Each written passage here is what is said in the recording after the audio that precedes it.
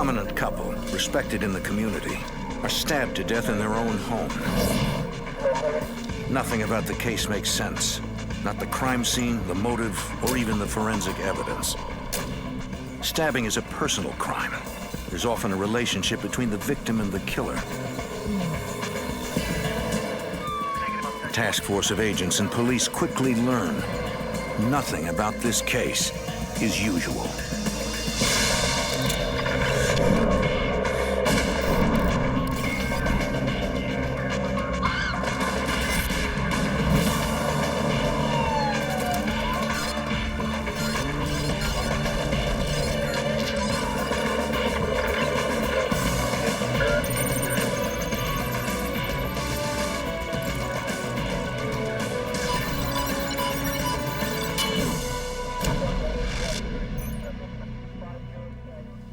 Etna, New Hampshire is a small town. It's the kind of place where people trust their neighbors and leave their doors unlocked. A double murder shattered that trust and left the entire community terrified. I'm Jim Kallstrom, former head of the FBI's New York office. The FBI and local police work day and night trying to find a motive for the brutal crime.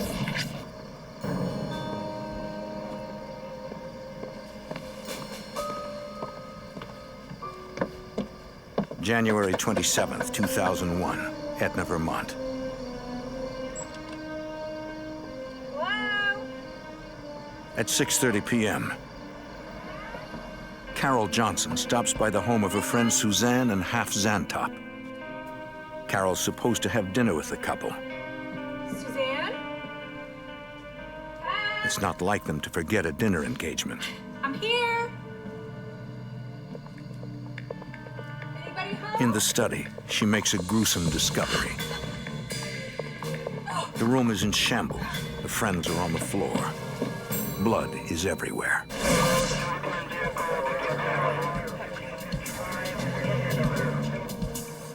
Seven minutes after receiving the dispatch, the Hanover police are on the scene.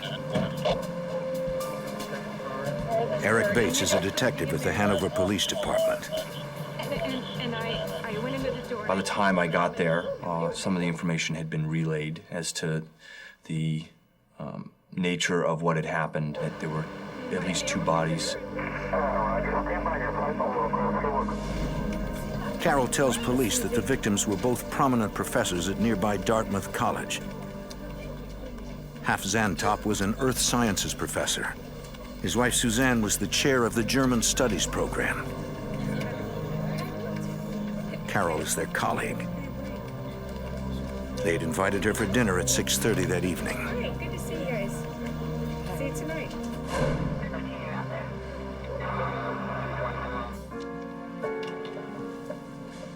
The Zantop house was extremely neat, orderly, clean. Nothing was out of place. There was a 2-level home, no basement. Check upstairs. The house hadn't been secured, and so that's when myself and one of the patrol sergeants went through the house and systematically cleared the house to make sure that the killers weren't still in the house for some reason. I can tell you I've never seen anything as horrific as the scene itself in the study of the Zantop home. Even with my military experience then and even now, nothing would compare to the scene that night. It was potentially a murder-suicide. And if not, and it was a double homicide, it appeared to me as though they were preparing a light meal. It was my impression that they were actually preparing a lunch and not a dinner. Although the bodies were discovered at dinner time, Bates suspects the Zantops died early that afternoon before lunch, and that the couple has been dead for several hours.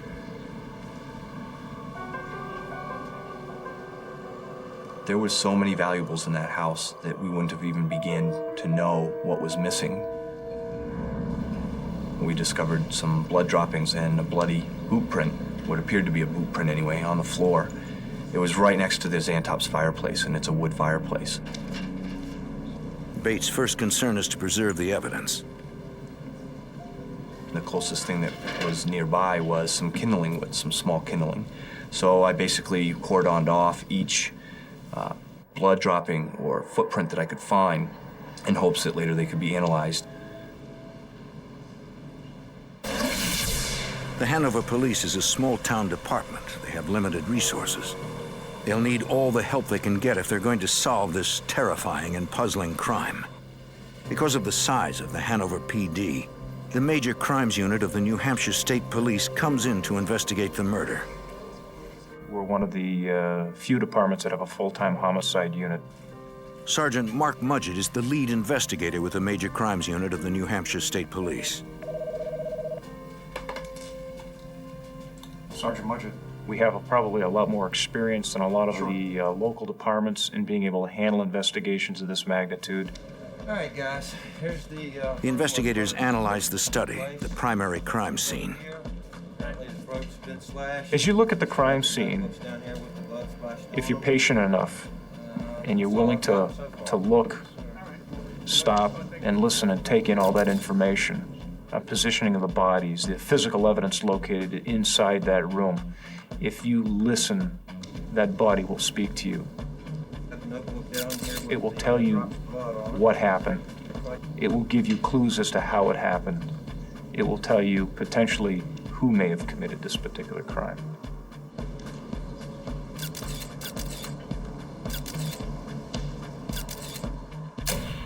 Susanne Zantop's body was lying near the door of the study.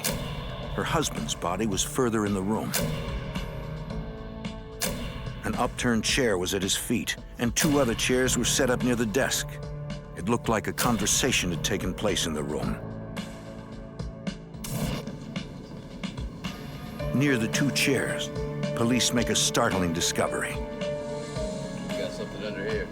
As we started to process the inside of the study area, we immediately came across two black tactical-style knife sheaths. These knife sheaths were approximately 9 to 10 inches in length. Both of them were identical. Police assume the missing knives were used to kill the Zantops. They could be the murder weapons, and two murder weapons could mean two killers. In the living room, they follow the blood trail leading from the study to the front door. Tom Pfeiffer is the director of the New Hampshire State Police Forensic Laboratory. He is relieved to see that the blood evidence has been carefully preserved. This is a highly unusual and actually some of the best part of preserving the crime scene that could have occurred. This eliminated people entering the crime scene from actually stepping and obliterating or contaminating the footwear impression evidence. Sergeant Mudgett notes that the front door is unlocked. There is no sign of forced entry into the house. Right now, all the investigators have are a few answers and a growing list of questions. Did they invite the perpetrator or perpetrators into this? Or the questions that continue to go through your mind are, is this somebody that's known to the Zantops? Near the fireplace, Pfeiffer finds the bloody boot print. I wanted to enhance those impressions for better comparison purposes. I processed those with a blood enhancement reagent referred to as leuco crystal violet, or LCV. Upon application of the LCV, the impression was further enhanced to the point where it was going to be able to be used in identification purposes. Once a suspect is in custody, the boot print could be important evidence for prosecutors.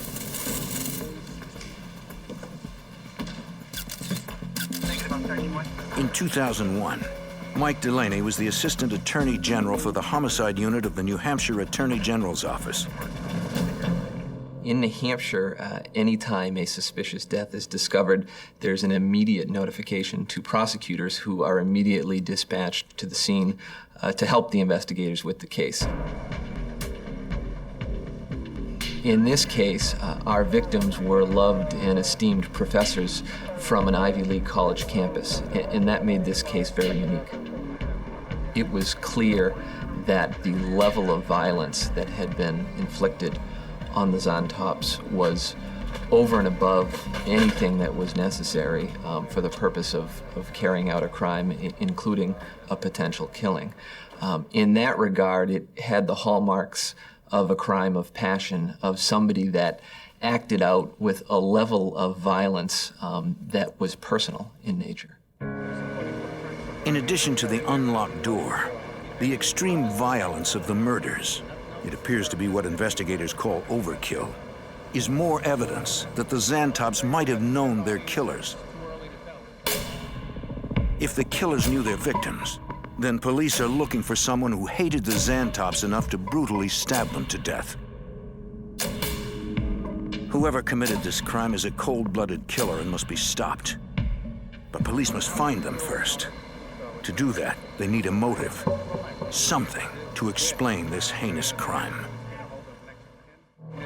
In Etna, Vermont, 2 prominent professors are murdered, stabbed to death in their own home.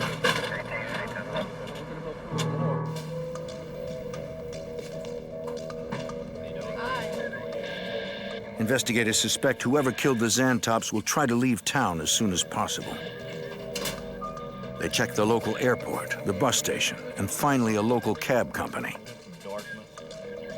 How about that right there?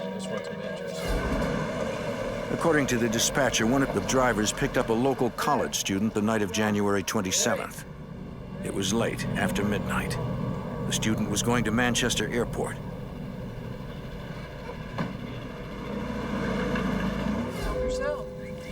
Investigators quickly established the student flew home due to a family emergency. With no other leads, they assume the killers either left town by car or are still somewhere in the area. By morning, the double homicide is headline news. The Zantops were prominent citizens. According to the medical examiner's office, wounds on the Zantop's body are consistent with a tactical combat knife. Mark Mudgett is assistant commander of the Major Crime Unit for the New Hampshire State Police. Based on the injuries that we found on Half and Susanne at the time of autopsy, they had both sustained numerous stab wounds. Susanne had been stabbed 11 times and Half had been stabbed 10 times in various portions of their body. Their throats had been cut. A stabbing is a very personal crime. It's not something that you can accomplish at a distance of 12, 13, 14 feet like you can with a firearm. A stabbing is something that's a very personal crime. You have to get up close to the individual to be able to affect the damage that the offender wants to affect on these people. Once again, the evidence suggests the Zantops knew their killers. The knife sheaths are now investigators' best clue to finding them. Tom Pfeiffer is the director of the New Hampshire State Police Forensic Lab. There were fingerprints developed on the back of one of the knife sheaths left in the Zantop study. We then searched those fingerprints through the fingerprint identification system in our laboratory. Investigators searched the NCIS database, comparing fingerprints found on the knife sheaths to a database containing the fingerprints of known offenders. They can't find a match. The fact that we did not receive a match back from the fingerprint search leads us to several different conclusions. One, the person is not in the database, which means they haven't been arrested. Two, the fingerprints were such a quality that was not able to make a match with the computer. Or three, the person could have been arrested, however, the fingerprints, for some reason or another, did not make it into the database. Police turned to their next best clue, a bloody boot print found at the scene. We had to collect all the footwear evidence from everyone that entered the scene. There were about 14 pairs of footwear of personnel that had been into the crime scene. We collected all those pieces of footwear from the neighbors to the EMTs to the medical examiner to our own Attorney General's office. Good impression of that. Great impression. The forensics lab is able to eliminate all 14 pairs of footwear. Pfeiffer suspects the boot print belongs to one of the killers. I scanned a photograph of this particular footwear impression at the crime scene, emailed that image down to the FBI laboratory in their footwear section, asked them to do a search of their database that contains thousands of outsole pattern designs. The FBI lab tells Pfeiffer that the footwear impression was made by an upscale brand of hiking boots.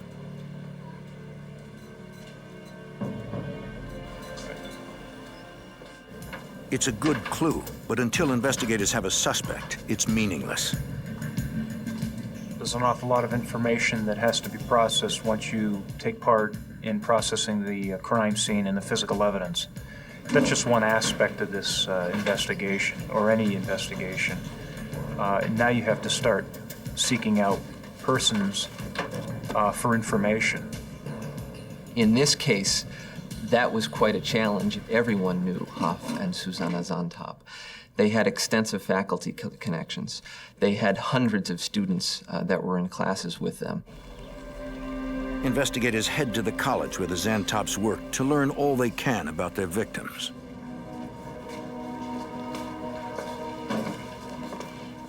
So realistically, our investigation just blew up in 360 degrees. You had to just start putting your feelers out. You had to start generating leads. You had to start interviewing a lot of people on campus, off campus, relatives, neighbors. Altercations with anyone? Well, maybe about a couple of days ago. During the course of the interviews that we were doing on campus, we generated a person of interest who was a student of Half Zantop's. Can you tell me what that was about?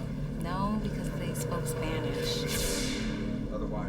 According to a student, Half Zantop argued with one of his students just days before he was murdered. Going to wrap it up for today. Professor Half, yo necesito hablar para mi clave en mi clase de... Una tarea aquí. Yo necesito para mi graduación. Police questioned the student. It was reported to us that he had an extensive knife collection. What kind of knives are they? They're collector's items. When we conducted the actual interview with the individual, we also noted that he had sustained a recent abrasion to his head. So we were hoping that we were, onto something. Why do you want to see my hand? Because I want to see your hand. The student voluntarily submits to questioning. Turn them over. Let me see the other side. He tells police he'd been friendly with Half Zantop ever since he took the professor's earth science class. We have witnesses who told us He explains he was just joking around with Professor Zantop. we were laughing in Spanish. Investigators look into the student's background, but he has a solid alibi on the day of the murders. He could not have killed the Zantops.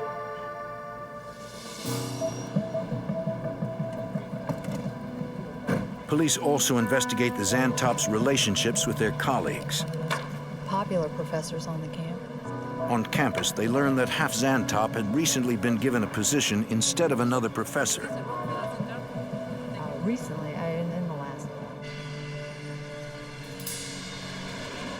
We had to travel out to where the gentleman lived in the western part of the United States to interview him because he had come and gone from the Hanover area out about the time that the homicide had occurred or shortly thereafter. The professor's car is impounded. There appear to be bloodstains in the trunk. Analysis reveals that the stains are not blood. According to the owner of the vehicle, they were made by stew that spilled in the trunk.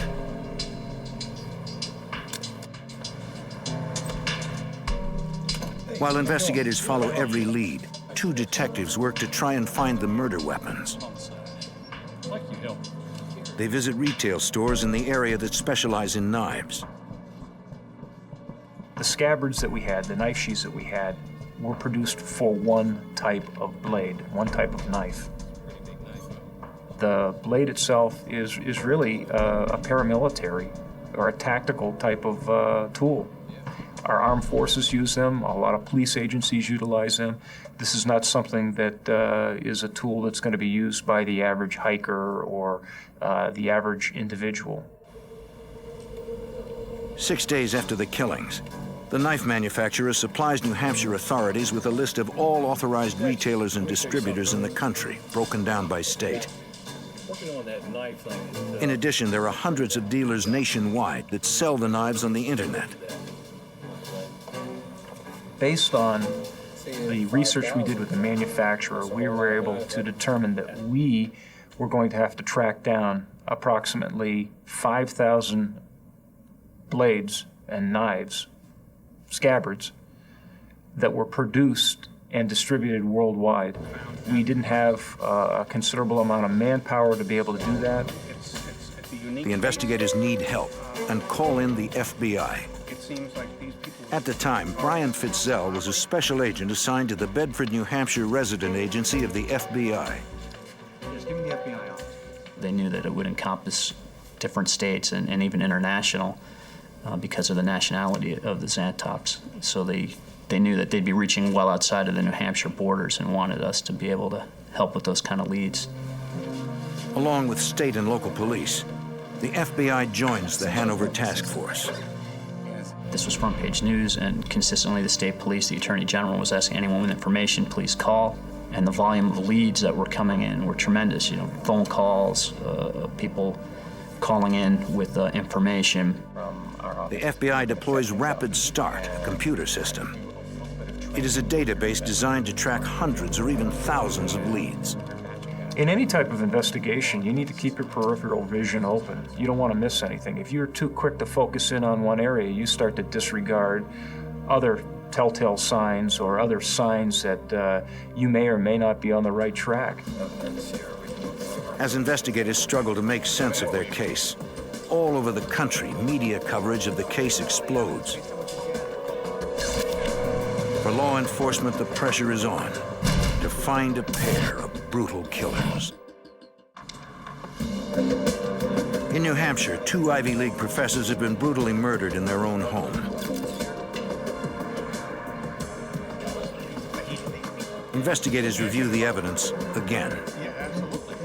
But again, it's sloppy. They're trying to determine if the Zantops were targeted. It doesn't appear that they were. A knife is too clumsy a murder weapon for an assassination.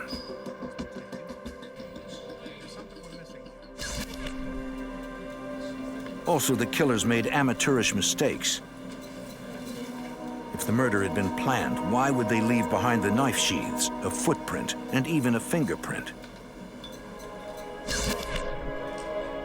Ironically, despite the evidence found at the scene, they're beginning to question whether the Zantops had any connection to their killers at all. Supervisory Special Agent Brian Fitzell. It was looking, as this progressed more and more, that it was not an acquaintance that committed these acts. Investigators can also rule out robbery. According to the initial investigation, nothing was taken from the house. It was a murder scene that didn't match a lot of the known or the experience that most of these investigators had worked many homicides. It didn't fit into their normal model. It wasn't apparent that there was any motive other than the killing itself. It was as if these people were killed and the culprits ran right out the door. Agents contact the FBI's Critical Incident Response Group in Quantico, Virginia. Investigators want to understand how these killers' minds work. They turn to the profilers. They'll actually see hundreds of homicide cases during a year, and so they actually develop an expertise, and they can see patterns because they see so many cases. Supervisory Special Agent Jim Fitzgerald is a criminal investigative analyst, a profiler. He finds the case unusual.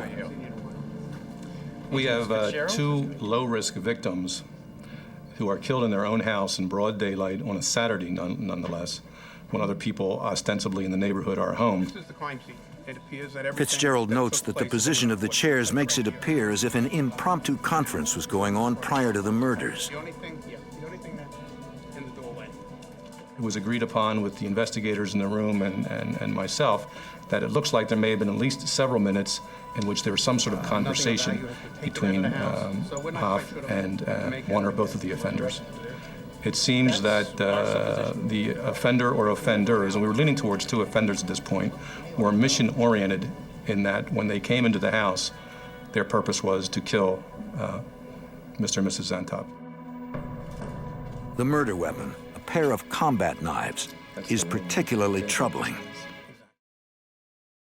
The use of a weapon in a homicide is very significant to your type of offender. If it's a cheap Saturday night special as opposed to a very expensive pistol with a silencer, that tells you have 2 different sort of offenders there. And on the other end of the continuum, on even a lower end of the continuum, if someone's using a knife, that tells you a lot about your offender too. been able to determine what type of knife it actually was. It's like a... The fact that the killers used knives and left behind crucial evidence tells him they are either sloppy or unsophisticated. Investigators suspect that the Zantops either knew their killers or allowed them into the house for some unknown reason. Fitzgerald is starting to get a picture of the killers, but the extreme level of violence troubles him. When we're seeing a case that it makes no sense for various reasons, from a profiling perspective, we automatically hit the default to youthfulness. We just may have someone here youthful, that the motivation is not about money, the motivation is not to get back to somebody or even up a grudge. It's, hey, we're youthful and our filtering system in our brain hasn't kicked in yet, so I know, let's go out and just hurt or kill someone. He fears he may be looking at some kids who killed just for the thrill of it. And that went bad. On February 9th, a list of the killer's post-offensive behavior compiled by the FBI profilers is released to the public. Investigators ask the public to recall if they noticed anyone exhibiting odd behavior around the time of the murders, or changing their appearance, missing work, or having unexplained injuries or bruises on the hands or arms. Calls pour into the task force. None of the leads pan out. After 2 weeks of non-stop work, investigators have hit a dead end. Nothing about the Zantop murder makes sense. Seems like a crime without a motive. With each passing day, the community becomes more desperate. 2 murderers are at large, and law enforcement still has no idea why they chose the Zantops and who their next victim might be. In New Hampshire, a task force of state and local police and FBI agents tried to determine why someone murdered 2 Dartmouth professors in their own home. There was no discernible motive that we could come up with as to why these people would be killed. Supervisory Special Agent Jim Fitzgerald is an FBI profiler assigned to the FBI's Behavioral Analysis Unit. We were told initially that there was nothing missing from the house. We found out about a week or so later that, in fact, something was missing from the house. Agents learn Half Zantop always carried a wallet, and his wallet has never been recovered. Prior to us learning that the wallet was missing, it almost appeared like a motiveless crime. Now that they know one of the victims' wallets is missing, it changes everything. We said this could be a little bit different now, and this may have been a quote-unquote simple robbery gone very, very bad. Gentlemen, I just have some new information. If the motive was indeed robbery, investigators have only a handful of clues found at the scene. 2 unidentified fingerprints, an unidentified boot print, and 2 empty knife sheaths. The task force focuses on the knife sheaths and finding the murder weapons. There's really a point in an investigation where you provide the behavioral work as much as you can, and then you have to sit back and let the gumshoe work take place. Check this out. Working with the manufacturer, investigators work to track down the sale of 5,000 combat knives all over the country. This is all the dealers of that point? It's about 5,000 of them. In addition to questioning retail dealers in the area, investigators research dealers who sell combat knives over the internet. On February 14th, they contact an internet retailer in Massachusetts. Supervisory Special Agent Brian Fitzell. 2 of the knives had been purchased by an individual in Vermont within, 20 miles of the crime scene. Bells started going off and flags were raised that we may have a good break here. The purchase of 2 identical combat knives is an extraordinary lead. Investigators follow up immediately. The 2 knives were purchased by a man named James Parker. He lives across the state line in Chelsea, Vermont. Mark Mudgett is assistant commander of the Major Crime Unit for the New Hampshire State Police. When we made the initial contact with the occupants of the home, we were somewhat shocked at the fact that it was purchased by a juvenile. Jimmy! James Parker is only 16 years old. What's going on? You James Parker? Yes. We want to talk to you about some knives. James Parker had indicated that he had bought 2 knives at that time, that he'd bought one for himself and one for a friend of his, a gentleman by the name of Robert Tulloch, that they had purchased the knives so they could use them while they were rock climbing. Oh, well, when we got Detectives to the site, asked they Parker let where me the knives are now. So we took them to a local Army and Navy. He tells them the knives were big. The boys decided they were too heavy for rock climbing and sold them at an Army-Navy store. The trooper said that the hair on the back of his neck was standing up because when he started this interview, he had the feeling that this was not a legitimate story. Investigators asked Parker if he'd be willing to answer a few questions at the police station. Is it okay if I tag along? It'd be fine. Parker agrees to be interviewed. There you go, son. And then the investigators went to interview his partner. And again, same story that didn't really measure up. What happened to the knives? Me and my 17-year-old Robert Tulloch corroborates Parker's story. We realized that the knives were too heavy for us, so The knives were too heavy. The boys sold them for $60 apiece to a stranger at the Army-Navy store in Burlington, Vermont. 60 for both. Do you have any kind of footwear, shoes, boots, anything like that? Investigators are immediately suspicious. Tulloch's statement is not just close to Parker's, it's virtually identical. I'd like to have him come downtown and make a formal It's as if the two boys memorized their statements beforehand. as a suspect, but we need you to sign this form giving us permission to do that. Is that okay? Then the detective notices something chilling.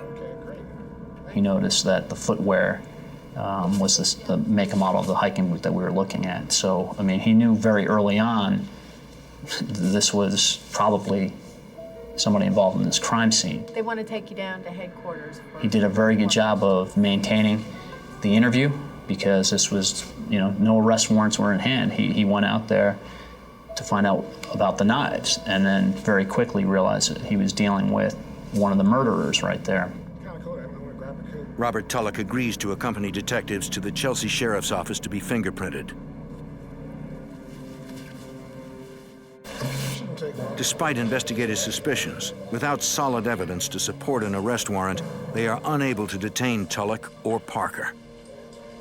Deputy State Attorney General Mike Delaney. They had no prior history with criminal activity. They cooperated with the police when they arrived. They voluntarily provided information and fingerprints and shoes. he's free to go. They place a late-night call to Tom Pfeiffer, the director of the New Hampshire State Police Forensic Laboratory. I received a telephone call at 12 o'clock midnight requesting my assistance to the laboratory to do a comparison between a pair of boots that were recovered from a suspect in this case to those impressions that were developed at the crime scene. In order to obtain an arrest warrant, investigators need proof that Robert Tulloch's boots matched the bloody boot print found at the crime scene. The pressure that was surrounding this particular case was enormous. I've never worked in a case in our state that had this much amount of pressure. If anything, it caused us to actually step back and recheck and double and triple check our work before we let anything out of this laboratory. This is your career on the line. If you make one misidentification, you might as well leave the world of forensics behind because you could never do another case. Dr. Pfeiffer compares an impression taken from Tulloch's boots to an impression taken at the Zantop house.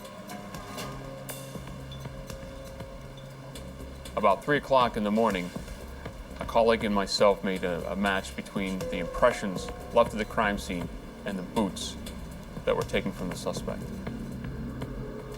The fingerprints collected from the scene match Parker's.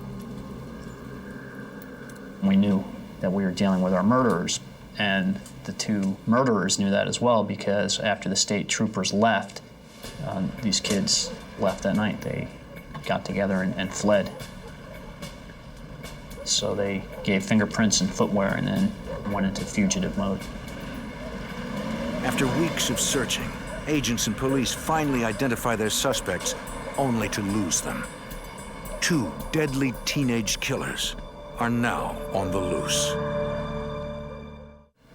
Forensic evidence has implicated two teens, James Parker and Robert Tulloch, in a brutal double murder. Detective Eric Bates with Hanover Police Armed with Department. warrants, police travel to the boys' homes. To check your house if you don't have a problem. Both of them live with their parents in the small town of Chelsea, Vermont. No, I really don't. I have no idea. When we got into Chelsea that morning, and it was early in the morning, we had learned that they had both fled during the night, telling each other's parents that they were both going to be with the other family. Detective Eric Bates questions Robert Tulloch's parents. They have no idea where their son is. It was difficult to deal with the parents of these killers.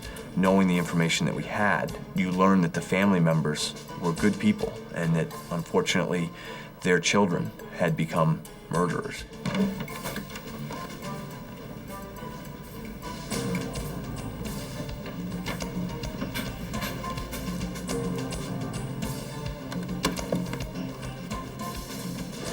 In Tulloch's bedroom, investigators make a crucial discovery. Inside a cardboard box, they find two combat knives. Got him. Oh, good. In their statements, Parker and Tulloch claimed they sold the knives to a stranger. Investigators have found the murder weapons. Mike Delaney is a deputy attorney general working with the homicide unit. Once we had the knives in the bedroom, it was pretty clear what we were dealing with, and at that point, I think everyone had solidified the opinions that they, in fact, were involved directly in committing these crimes. This is where we are. The problem is that Hanover... The case transformed once Parker and Tulloch had fled. They had shifted gears, basically, from an investigative trying to ferret out who had caused this now to an actual pursuit. The momentum increased, the intensity increased, but it gave us a great deal of satisfaction that we were able to identify who the perpetrators were in this crime. A bolo, or be on the lookout, is issued for two teenage boys driving a silver 1987 Audi.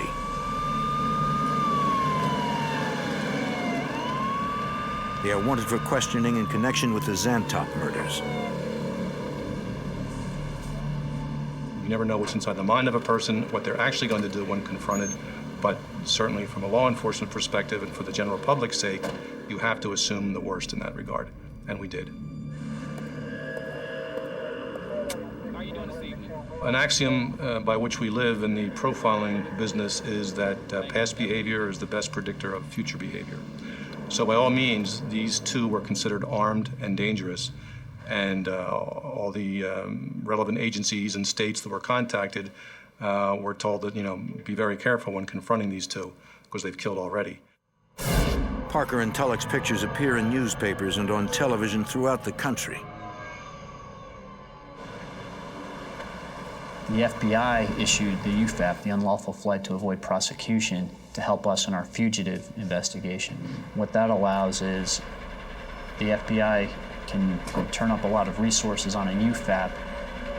In Massachusetts, a state trooper finds an abandoned car at a truck stop.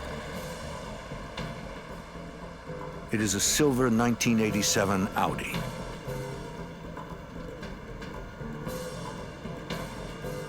The trooper calls in the license plates. Within minutes, he knows that the car belongs to James Parker.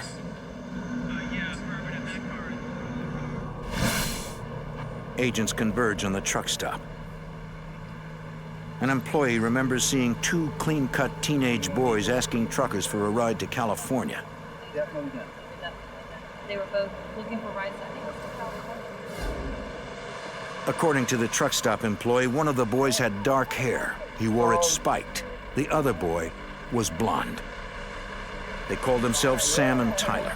Yeah, that's cool. We were able to effectively narrow the time of our trail to their original leaving of the vehicle in Sturbridge, Massachusetts rest area. In Sturbridge, the two boys hitched a ride with a husband and wife trucking team. They dropped the boys off at another rest stop. to determine what type of truck they left in from there, based on those aggressive application of FBI resources, immediately sending people to these rest areas.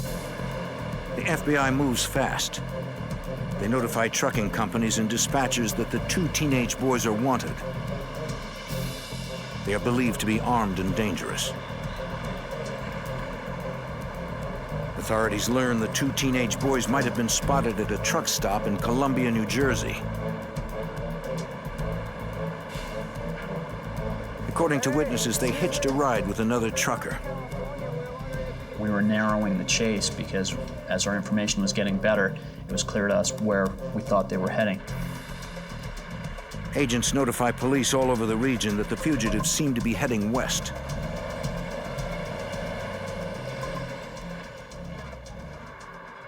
February 19th, 4 a.m. 3 weeks after the double homicide, the sheriff in Newcastle, Indiana, listens to the chatter on his CB radio.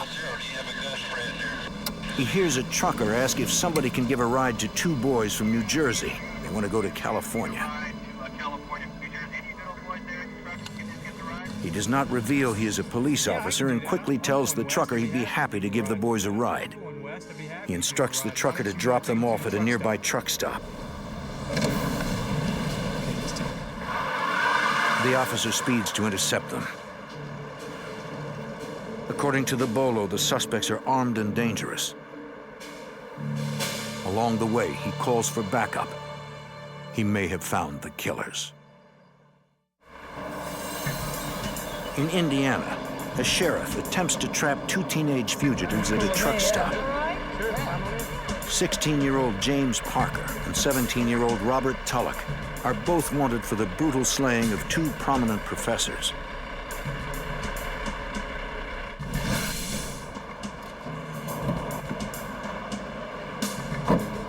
At the truck stop, the officer asks the 2 boys for their names. What's your name? Tyler J. Jones. Tyler J. Jones. What's the J stand for? Jeffrey. Tyler Jason Jones. Jeffrey. Jeffrey. Okay. Where are you from? We're from Encino, California. Can you spell that? E-N-S. How about you? What's your social security number? You don't remember it right now? Well, hold on a second. Copy that. Look at the description. That's you? You heard that? We've got the suspects here. We identified themselves. Guys, hold the view over in the car. He takes Parker and Tulloch into custody.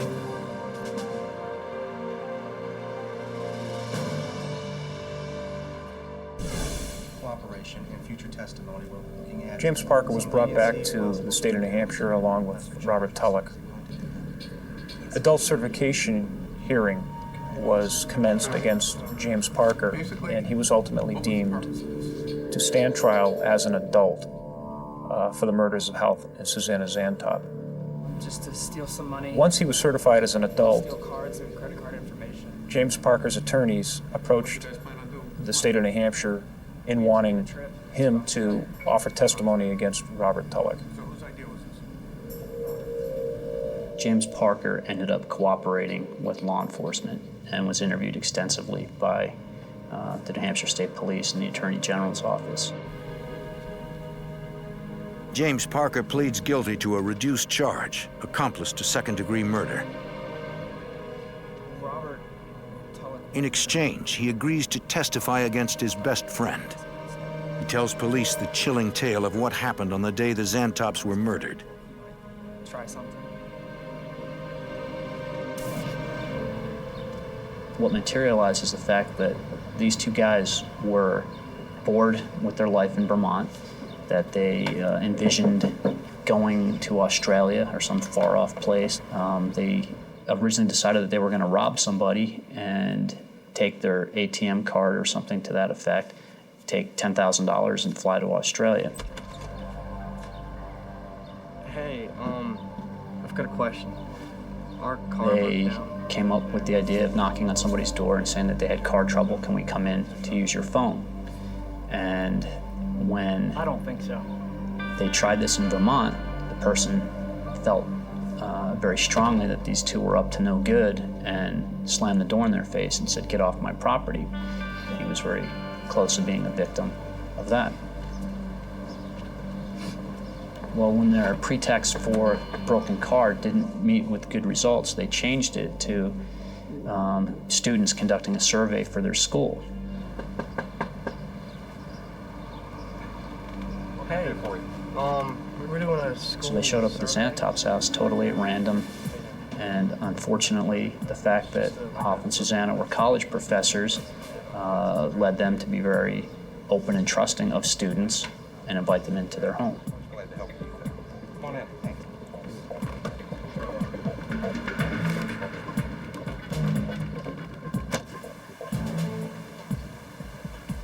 And in the office environment where Half was murdered, it was clear that he was sitting at his desk conversing with these two students who were writing their pretend notes and interviewing him, and and then the signal was given to murder him in cold blood right in his office. Susanne and Half Zantop were teachers. Is your wife the only person in this house? They believed in helping students. Okay. Well, how long have you been married and what do you do? Tragically, their dedication led to their deaths. You know what? Deaths at the hands of two teenagers who agents suspect may have killed simply for the thrill of it. Their goal was to commit a violent act, and the Zantops just happened to be in the wrong place, in the wrong time, in their own home. And how unfortunate is that? When these perpetrators were interviewed after the fact, one of them made the admission that they had realized that they had left the sheaths and had given thought about coming back to the house to retrieve them. And I believe that they said when they went past the house, with that in mind, the police presence was already there.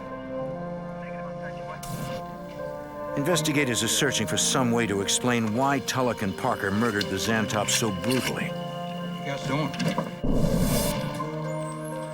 FBI profiler James Fitzgerald sees this type of random violence as part of a terrifying trend. We live in a different society today. Even in our youthful culture, they're constantly exposed to violence. And I believe Parker and Tulloch fit right into that category. The motivation's not to get back to somebody or even up a grudge. So I know, let's go out and just hurt or kill someone. And we're seeing more and more of that, unfortunately. When you left there that night, where did you guys go? We spent considerable amount of time with him, several days, as he went through how he and Robert Tulloch had concocted and eventually perpetrated this crime. He showed no signs of emotion, no signs of remorse for what he had done. I stabbed the Zantops. They were from more or less a middle-class environment, low-crime area. It did not have some of the pitfalls that maybe others may be forced to experience in lesser environments. But nonetheless, there was a dysfunctionality about them. And when their chemistry was mixed, a violent outcome was apparently inevitable. Investigators will never know what it was about the two boys and their chemistry that triggered such rage. In April 2002, James Parker is convicted of second-degree murder. He is sentenced to 25 years in prison. Robert Tulloch is convicted of first-degree murder. He is sentenced to spend the rest of his life in prison without the possibility of parole.